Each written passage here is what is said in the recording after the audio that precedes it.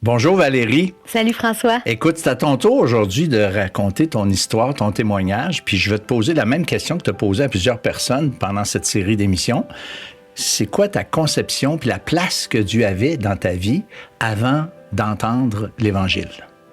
En fait, j'ai grandi dans une famille chrétienne. Je pense que j'avais 6 ans quand mes parents ont commencé à fréquenter une église évangélique. J'ai tout de suite été captivée par la louange.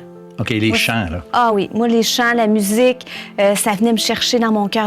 J'aimais ça, les chanter. Je me sentais bien à l'église. Puis même avant que mes parents commencent à aller à l'église, j'étais captivée par tout ce qui était en lien avec Dieu. Je me rappelle que ma grand-mère était catholique.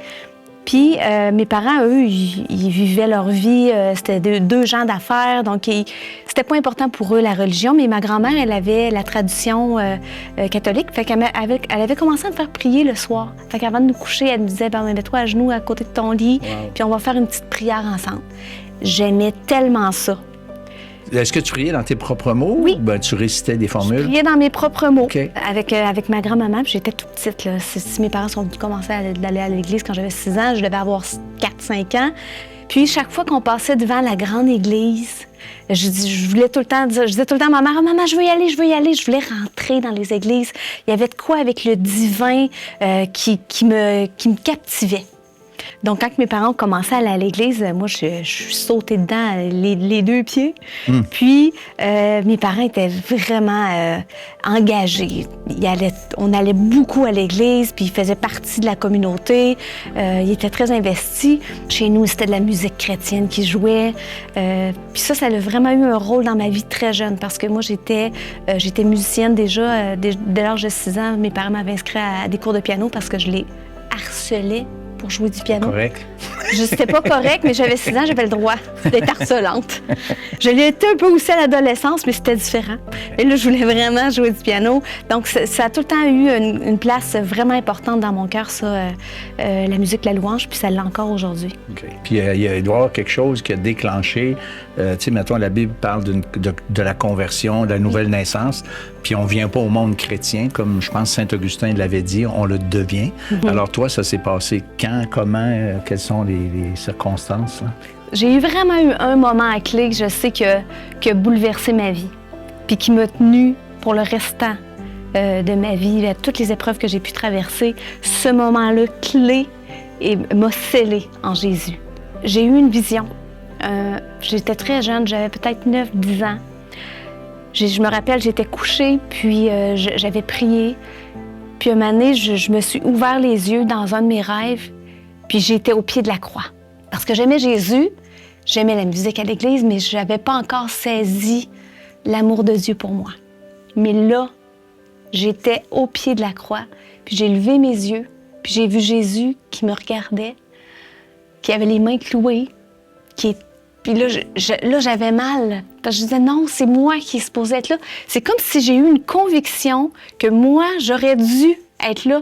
Je sais pas, c'est vraiment le Saint-Esprit qui peut juste donner une image comme ça parce que j'étais très jeune.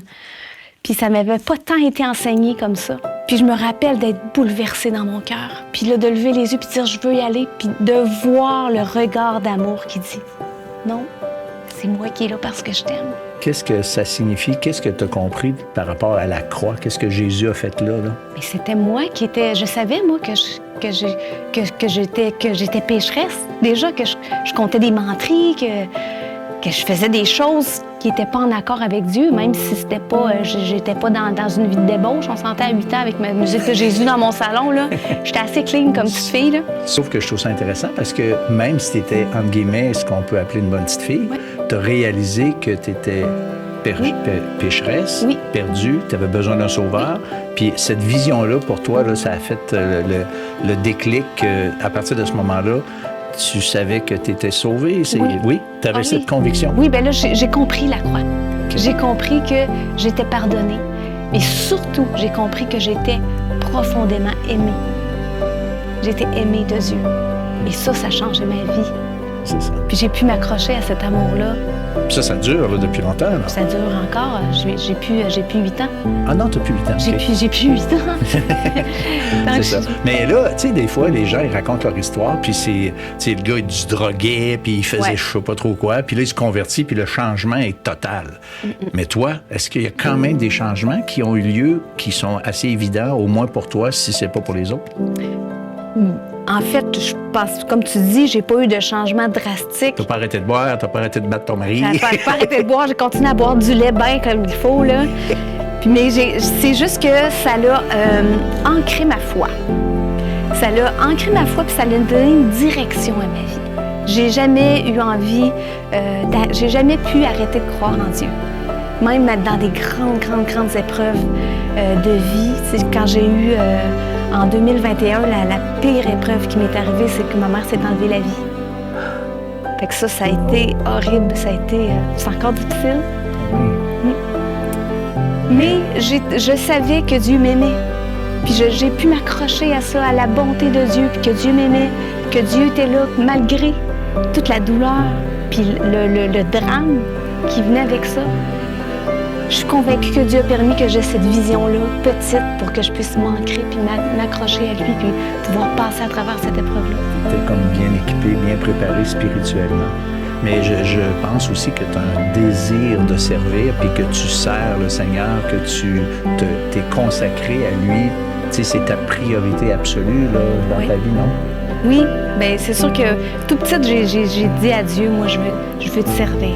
J'ai été vraiment en amour avec Jésus jeune, puis c'est resté. J'ai tout le temps prié ma foi en musique, de déclarer la grandeur de Dieu, de la déclarer. C'est comme quand on loue, quand on chante, on déclare à notre foi que Dieu est bon, que Dieu est grand. Ça nous nourrit aussi, ça nourrit notre esprit. Merci. Hey Valérie, c'est tout le temps qu'on a, mais je veux te dire merci d'avoir pris ton tour dans cette chaise-là. Merci beaucoup. Merci.